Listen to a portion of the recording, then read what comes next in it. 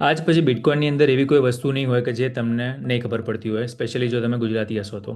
10 વસ્તુઓ આપણે જોઈશું કે ભાઈ બિટકોઇન છે શું, એ કેવી રીતે કામ કરે છે, 21 મિલિયન બિટકોઇનની લિમિટ એ શું છે અને એ કેમ ગોલ્ડ કરતાં જુદી છે.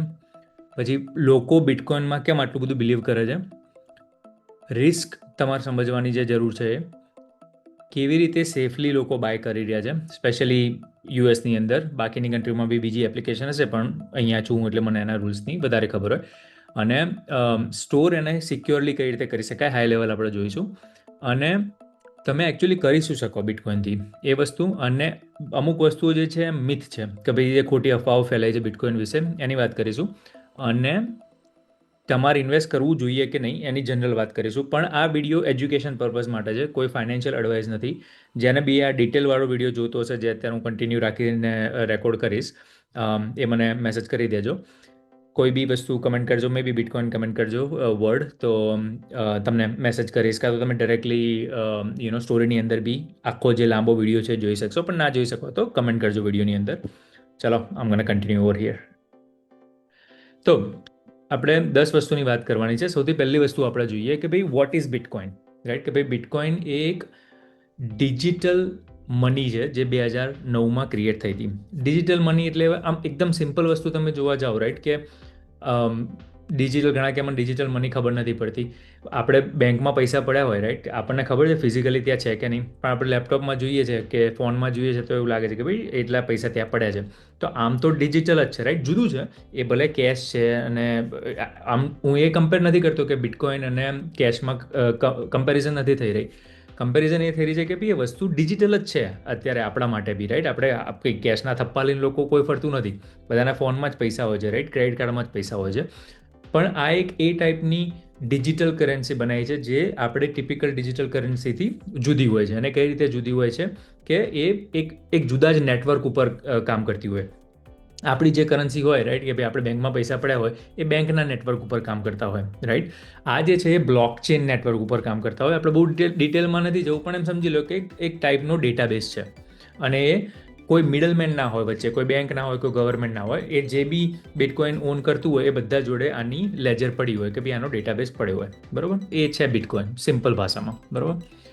હવે એ કામ કેવી રીતે કરે છે કે ભાઈ દર વખતે જ્યારે બી ટ્રાન્ઝેક્શન થાય ને ત્યારે it verified by thousands of computers world wide. કે ભાઈ આખી દુનિયામાં બધા જુદા જુદા ટાઈપના કમ્પ્યુટર હોય, ફોન હોય, એ બધા વેરીફાઈ કરે એ વસ્તુને. બહુ ડિટેલમાં જઈશું તો કન્ફ્યુઝ થઈ જશો, એટલે આ સિમ્પલ લેંગ્વેજમાં કહું છું કે ભાઈ બધી જગ્યાએ હોય એનો મતલબ શું થયું કે ભાઈ ડિસેન્ટ્રલાઇઝ છે. કે ભાઈ કોઈ એક લોકેશન ઉપર ક્યાંય સર્વરમાં જ ખાલી ડેટા પડ્યો હોય એવું નહીં. આ ડેટા ડિસેન્ટ્રલાઇઝ છે કે ભાઈ બધી જગ્યાએ આ ડેટા પડ્યો હોય. અને ધારો કે બેંકમાં કોઈ ટ્રાન્ઝેક્શન કરવું હોય તો કોનું અપ્રુવલ જોઈએ કે ભાઈ જે માણસ અપ્રૂવ કરતો હોય એ રહ્યું, રાઈટ. કે તો તમારું અકાઉન્ટ હોય તો એવું લાગે કે તમે અપ્રૂવ કરો છો, પણ કરે છે તો એ સેન્ટ્રલ જે બેંક હોય એ રહી, રાઈટ. આમાં કેવું હોય કે ભાઈ કોઈ બી વસ્તુ તમારે મોડિફાઈ કરવી હોય ને અંદર ટ્રાન્ઝેક્શન કરી શકો. પણ હવે આપણે બેંકના કોઈ ડેટાબેઝની અંદર કોકે ચેન્જ કરી દીધું તો આપણને નથી ખબર પડવાની, બીજા કોઈ માણસને નથી ખબર પડવાની. પણ આ એવી ટાઈપનો ડેટાબેઝ હોય કે ભાઈ એનું એ બધા જોડે છે. તો એમાં જો કદાચ ક્યાંક ચેન્જ થાય ને તો બધાના એ વસ્તુનો ચેન્જ દેખાય. અને મોટાભાગના જે બ્લોક ચેઇન કહેવાય, રાઈટ, એની અંદર ડેટા છે, એ વસ્તુઓ 51%થી વધારે લોકો જ્યાં સુધી નક્કી ના કરે ત્યાં સુધી એમાં પાછળની વસ્તુઓમાં તમે ચેન્જ ના કરી શકો. એડ કરી શકો ઇન્ફોર્મેશન, એટલે બધું ખબર પડે કે ભાઈ આ વસ્તુ એ થી બી વસ્તુ એડ થઈ હતી, બી થી સી થઈ હતી. પણ જો બીને ડિલીટ કરવું હોય ને તો 51% કે ને કે ભાઈ ડિલીટ કરવું છે તો કરી શકો તમે, રાઈટ. એટલે એ સેફટી થઈ જાય કે ભાઈ એક માણસ નથી ડિસાઇડ કરતો, મિલિયન્સ ઓફ લોકો ભેગા થઈને એ ડિસાઇડ કરે છે. અને એના લીધે એ ચેન્જ થાય જ નહીં. એ 51% નેટવર્ક તમે હેક કરી દો ને તો એ હેક થાય, એટલે એ રીતે સિક્યોર જઈ રહ્યું.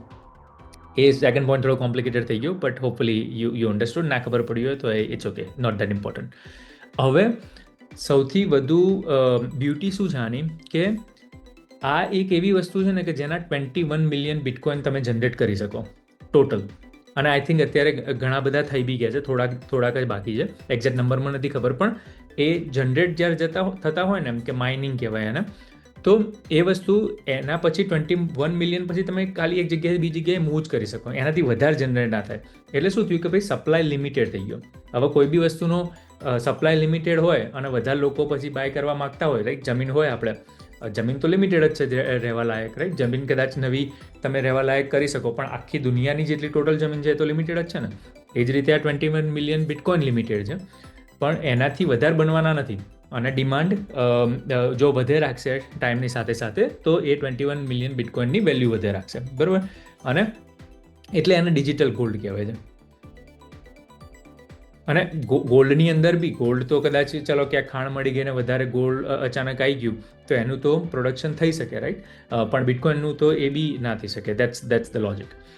પછી લોકોને કેમ એટલો બધો બિલીવ છે, કે કેમ ચાલુ કેવી રીતે થયું હતું આ બિટકોઇન, રાઈટ? કે ભાઈ એમાં શું હતું કે બધાને એવું હતું કે અમેરિકા છે ડોલર છાપે છે, કે અમુક કન્ટ્રીની અંદર ગોલ્ડ વધારે બનતું હોય, કાં તો પછી અમુક કન્ટ્રી એમની પોતાની કરન્સી લાવતા હોય, તો એ બધી જુદી જુદી કન્ટ્રી કે જુદી જુદી વસ્તુઓના કંટ્રોલમાં રહે. તો જેણે ચાલુ કર્યું હતું ને એના મગજમાં એવું હતું કે આપણે એવું કરીએ કે આખી દુનિયામાં એક જ ટાઈપનું કરન્સી હોય અને કોઈ એક માણસ કંટ્રોલ ના કરતું હોય, તમે જાતે વધારે છાપી ના શકો, લિમિટેડ જ હોય.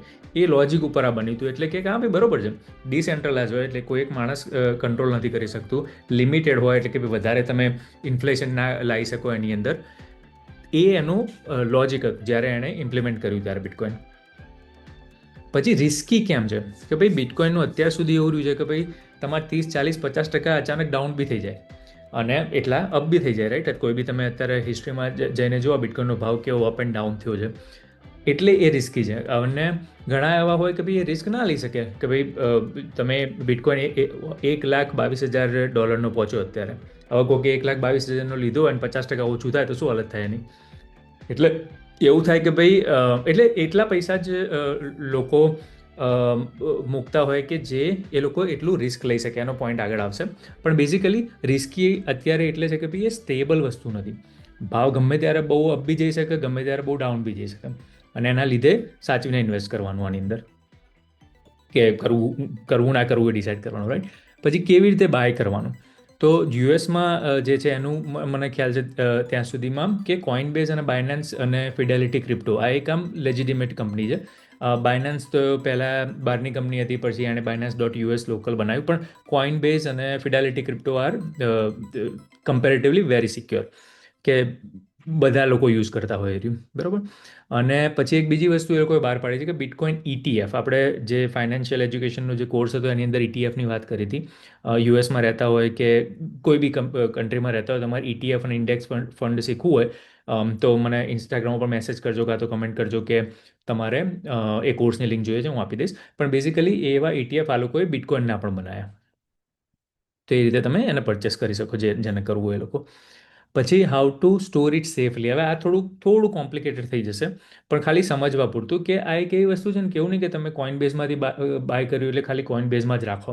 તમારે એની જે પ્રાઇવેટ કી હોય ને, એ એક નાની USB તમે બાય કરીને એની અંદર ડેટા સ્ટોર કરી રાખવો હોય ને તો એ રાખી શકાય. કે ભાઈ કોઇનબેઝ જ આખું ઉઠી ગયું તો એ પ્રાઇવેટ કી હોય ને તમારી જોડે, એના કારણે તમે આ વસ્તુનું ટ્રાન્ઝેક્શન કરી શકો. એ વધારે ડબલ સેફલી સિક્યોર થાય. પછી યુઝ શું થાય છે આનો? તો આમ બધા કહે કે ભાઈ ડિજિટલ પેમેન્ટ તરીકે થાય ને, અમુક જગ્યાએ અમુક કંપનીઓ એક્સેપ્ટ બી કરે છે, પણ એનું ટ્રાન્ઝેક્શન કોસ્ટના અંતે ને બધું જોવું પડે કે ભાઈ બિટકોઇન જેવી વસ્તુમાં લેવેચ કરવી, એ બી આટલા ભાવ, ઇટ્સ લિલ બિટ અનયુઝ્યુઅલ. લોકો એટલું કરતા નથી, રાઈટ? પહેલાં થતું હતું જ્યારે 2009-10માં આવ્યું તો ઘણા લોકો એવા હતા કે જેમણે 250 બિટકોઇનનો એક પિઝા ઓર્ડર કર્યો હોય. એ વખતે ભાવ નહોતો બહુ એનો. પછી બીજું શું વેલ્યુ થાય? ભાઈ સ્ટોર વેલ્યુ લાઈક અ ગોલ્ડ. જેમ આપણે સોનું લઈને લોકો મૂકી રાખતા હોય, જેમ તમે બિટકોઇન બી લઈને લોકો મૂકી રાખતા હોય છે. પછી સ્પેક્યુલેટિવ ટ્રેડિંગ, કે ભાઈ ટ્રેડિંગ જેમ સ્ટોકનું ટ્રેડિંગ થતું હોય એ રીતે. અને ઇન્ફ્લેશન હેજ. હવે કહેવાય છે એવું કે લોજિક એવું છે કે ભાઈ જો ઇન્ફ્લેશન બહુ બધું વધી જાય ને, તો આ એક એવી વસ્તુ છે કે જે આપણને એ હેજ રાખે. ફોર એક્ઝામ્પલ કે $100 પડ્યા હોય તમારી જોડે, હવે ઇન્ફ્લેશન એટલું વધી ગયું કે જે વસ્તુ $100ની મળતી હતી એ અત્યારે $500ની મળે છે. તો અત્યારે $100 તમારે જો કેશ પડ્યા હોત તો એનો 1/5, પાંચમો ભાગ જ મળે ને, કારણ કે એ વસ્તુ એવા 500ની થઈ ગઈ તો $100 હોય તો આપણને એનો પાંચમો ભાગ જ મળે. પણ બિટકોઇન એવી રીતે લોકો વિચારે છે કે ભાઈ ઓકે, જો ઇન્ફ્લેશન એટલો વધી ગયો તો બિટકોઇનનો ભાવ બી એટલો વધશે, એટલે એક ઇન્ફ્લેશનનું હેજ કર્યું કહેવાય, કે ભાઈ ઇન્ફ્લેશન અપ જશે તો એ બિટકોઇનના લીધે આપણે બચી જઈશું. એ એમનો થોટ પ્રોસેસ છે. હવે અમુક કોમન મિથ છે કે ભાઈ ફેક મની છે, આમાં કશું ફેક જેવું નથી, ડેટાબેઝ છે બેઝિકલી, અને બધા ભેગા થઈને અગ્રી કર્યું કે ભાઈ આની આટલી વેલ્યુ છે, મારે એક જગ્યાએ એક જણાએ બીજા જણાથી જો લેવું હોય તો વધારે ડિમાન્ડ હોય, સપ્લાય હોય, એ પ્રમાણે એની ભાવ વધઘટ કરે, પણ ફેક મની નથી, રિયલ છે, ખાલી ડિજિટલ છે. બરાબર. પછી અનોનમસ છે, બધા કહે કહો આમાં કોણ જોડે કેટલા પડ્યા હોય, શું ટ્રાન્ઝેક્શન થતું હોય, કોઈ ખબર ના પડતી હોય. ના, એ એકચ્યુઅલી ઉપરથી બધા જોઈ શકે, ખાલી ખબર ના હોય કે ભાઈ જે ટ્રાન્ઝેક્શન જેણે કર્યું, જેની જે પ્રાઇવેટ કી કે પબ્લિક કી છે, એ માણસ કોણ છે કદાચ ના ખબર હોય, પણ એ ટ્રાન્ઝેક્શન જ્યારે થાય એ તો આખા બ્લોકચેનની અંદર તમે ટ્રેસ કરી શકો. હવે ઇન્વેસ્ટ કરવું જોઈએ કે નહીં બી, આપણે આ ફાઇનાન્શિયલ એડવાઇસ નથી આપતા, ખાલી નોર્મલ લોજિક પ્રમાણે લોકો એવું કહેતા હોય કે ભાઈ ખાલી હાઇપના લીધે ઇન્વેસ્ટ ના કરશો. તમે બિલીવ કરતા હોય કે ભાઈ હા ઇન્ફ્લેશનનું હેજ છે અને આંતરની બધી વસ્તુ, તો લોકો કરતા હોય છે. અને invest only which you can afford to lose, કે ભાઈ $10,000 પડ્યા હોય તો તમે $500 કે $1,000નું કરો, બરોબર છે, પણ 10,000માં તમે 10,000 $10,000 કરી દો કે $8,000 કરો અને 50% ડાઉન ગયું તો હાલત ખરાબ થઈ જાય ને. એટલે એવું કે ભાઈ કેટલું ખોઈ શકાય છે એટલું ઇન્વેસ્ટ કરો. અને small exposure 1 to 5% of your portfolio, right. Again પેલા કોર્સની અંદર આપણે કેવી રીતે ડાયવર્સિફાય કરવું એની વાત કરી છે, પણ આનું પોર્ટફોલિયોનું પર્સન્ટેજ 5%થી વધારે ના કરવું જોઈએ એવું લોકો કહેતા હોય છે. પણ જેને ગ્રીડ હોય, લાલચ હોય, કાં તો જે ખરેખર બિલીવ કરતા હોય એ લોકો વધારે ઇન્વેસ્ટ કરતા હોય છે. મારું એવું માનવું છે કે ડાયવર્સિફાય કરવું સારું બધી જુદી જુદી વસ્તુઓમાં. બરાબર. તો જેવું વિચારતા હોય કે અચાનક બિટકોઇન બાય લઈને પૈસા કમાઈ લઉં, તો ના કરશો. લઈને મૂકી રાખવાનું હોય, શીખવાનું હોય ધીરે ધીરે, તો વિચારાય. બરાબર. અને અન્ડરસ્ટેન્ડ ઇટ, કે અન્ડરસ્ટેન્ડ કે છે શું આ, બાય કરો એના પહેલાં તો તમને ખબર બી પડે કે કઈ રીતે પ્લેટફોર્મમાંથી લઉં છું, કઈ રીતે હું એને સેવ કરું છું. અમુક જે બિટકોઇન સિવાયના કોઈન છે, અલ્ટ કોઈન કહેવાય, એ બધા કઈ રીતે વર્ક કરતા હોય છે બધું શીખો, પછી ઇન્વેસ્ટ કરવાનું કરો. અને તમને ના ખબર હોય તો જેને ખબર પડતી હોય એની જોડે ડિસ્કસ કરીને કરો, પણ એવું ના વિચારશો કે ભાઈ આ એક કસિનો છે અને ચલો પૈસા નાખીશું ને પૈસા વધી જશે. ઓકે, ચલો પતી ગયું. આ જ કોર્સ છે. જો નોલેજ મળ્યું હોય તો કમેન્ટ કરજો, શેર કરજો, લાઈક કર્યા વગર ના જતા. અને સમજી વિચારીને પડવાનું આ બધી વસ્તુઓમાં. આપણે ફાઇનાન્શિયલ એડવાઇઝર નથી એડવાઇસ નથી આપી રહ્યો હું. આ એક નોલેજ માટે છે કે ખબર પડે કે ભાઈ શું વસ્તુ દુનિયામાં છે. ચાલો, થેન્ક યુ. જય શ્રી કૃષ્ણ.